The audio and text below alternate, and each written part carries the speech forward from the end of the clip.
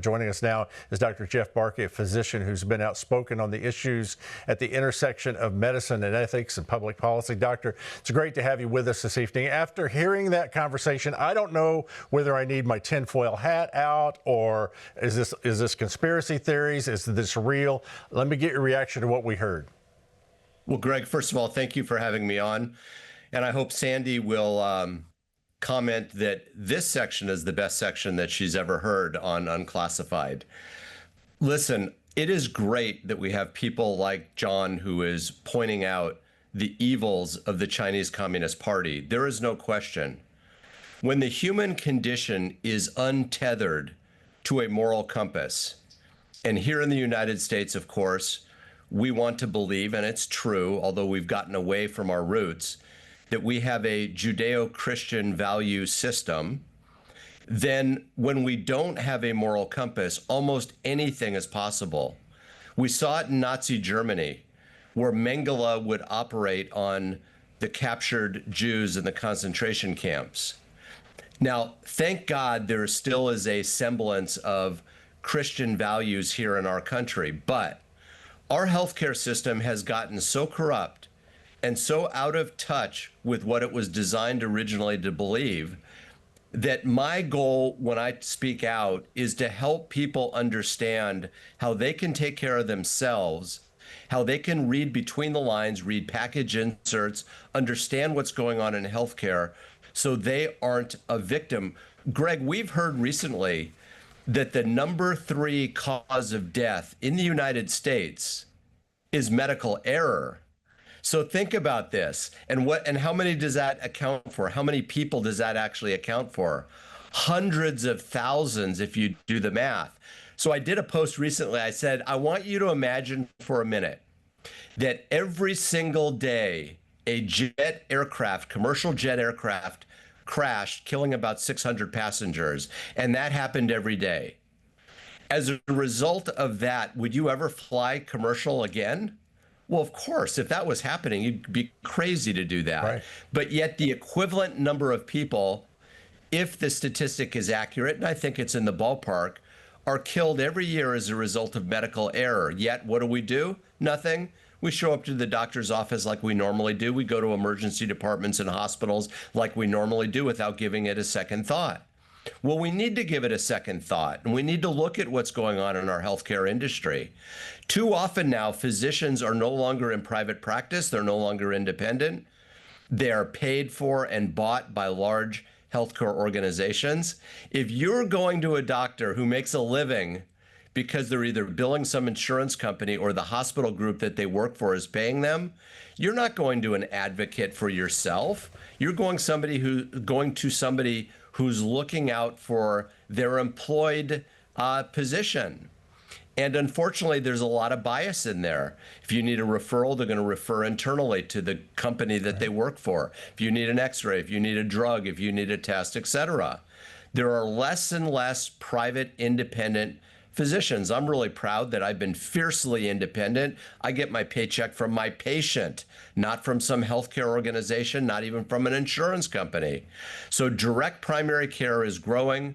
Alternative parallel systems of healthcare is growing, thank goodness, and in no small part, Greg, this has been because of COVID. You may remember this story. I may have even been on Real American News talking about this, but there was a psychiatrist who is a bioethicist, the head of bioethics at UC Irvine, University of California, Irvine, and he was fired because he was challenging the mandatory vaccine policy at UCI. That was Aaron Kheriaty. You can look him up.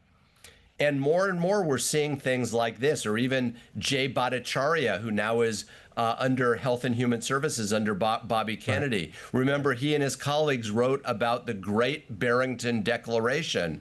Basically, during COVID, he said, listen, there's only a tiny group that's really at risk, and the younger folks should be allowed to move around the country and not be restricted.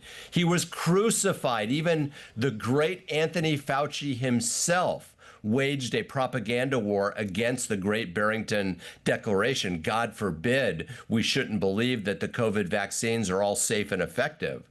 So we see this happening, and I think COVID, fortunately, the silver lining is it woke up a lot of people Absolutely. to ask a lot of questions about what is the government doing and can we still trust these government healthcare agencies? Well, let me ask you directly that, because COVID woke me up on that. You've been outspoken about the direction of medicine in America. Are we moving more toward a system that prioritizes patients, which I don't think so, or one that prioritizes control? Because I think COVID taught us that that's the case. Am I wrong? No, you're not wrong. We are moving in two separate directions. There's a group of us that are creating a parallel system of healthcare. Simone Gold, America's Frontline Doctors, and others, myself, that are becoming direct primary care providers, where we are distancing ourselves from traditional health insurance. We are distancing ourselves from being employed by large medical groups, while at the same time, there is more and more control being instituted. There's a local place right here. I'm in Southern California, Long Beach Memorial Healthcare System, and I've called them out before. Their pediatric group refuses to see patients whose parents don't want them vaccinated. Listen, I'm not here to tell you whether you should or shouldn't get vaccinated, but what I do want parents to know is that you should have that choice, not the government in any way, shape, or form. If these things are so safe, then why do they need liability protection? Why do the manufacturers need liability protection? Why do they have to be coerced and propagandized to getting these vaccines? Make the case. The American people can make their own decision and then move forward as such. In China, by the way, you don't have those choices. If you're a prisoner in China, good luck hanging on to your kidney or your liver. They organ harvest there. I'm not aware of that going on here, thank goodness. But when we are uncoupled to any moral compass, all things are possible. So do you believe the doctors today feel free to speak truth, or are they practicing under some kind of pressure? Is there pressure for you to be quiet? There is pressure for me to be quiet. I sued the Medical Board of California and the Attorney General of California last year with Dr. Mark McDonald. We were represented by Liberty Justice Center because Gavin Newsom, our governor here in California, signed a law that said if you propagate misinformation or any other information that the government doesn't like, the medical board can take my license away. So we sued them, and we were winning in federal court until they reversed that law and the governor signed a new law to get rid of that. So yeah, there is coercion going on right now to silence doctors from speaking out. On social media, I'm called all kinds of names when I try to speak the truth. And when you can't, I mean, listen, it's sports season right now. Masters are on TV, NBA playoffs are coming up, baseball season is starting. You can't watch a game without some pharma advertisement. And I've said this before, the purpose of that advertisement is not to influence the consumer. The purpose of that advertisement is to influence the news desk. So there aren't news articles that are anti-vaccine or anti-pharma or anything that would affect the pharmaceutical industry. Bobby Kennedy needs to remove pharmaceutical advertising from TV. Boy, We're the only country, us in New Zealand, that has that. It's time to end it. I absolutely agree. I so agree. We are not brought to you by Pfizer. I can tell you that right now. Doctor, real quickly, we got just a minute here. What can people do to take care of themselves without worrying about corporate medicine? How can we better take care of ourselves? That's a great question. Follow health influencers on social media. You can follow me, RX for Liberty, RX for FOR Liberty.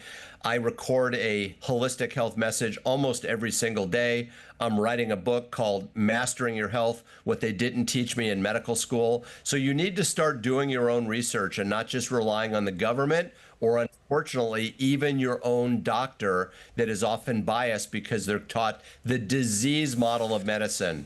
Symptom or an illness, I've got a prescription. Let's get away from that. Let's learn how God created us. Let's learn healing from God, not from man, and do your own research. Dr. Barke, I think you did it. It's the best segment ever on Unclassified. You succeeded. Come on, Sandy. Come on, Sandy. Let's go. I vote with Sandy. Thank you for being with us tonight and helping make sense of a very difficult but critically important issue. That's Dr. Jeff Barke. We appreciate your insight and your willingness to speak into this conversation. Again, thanks for joining me tonight.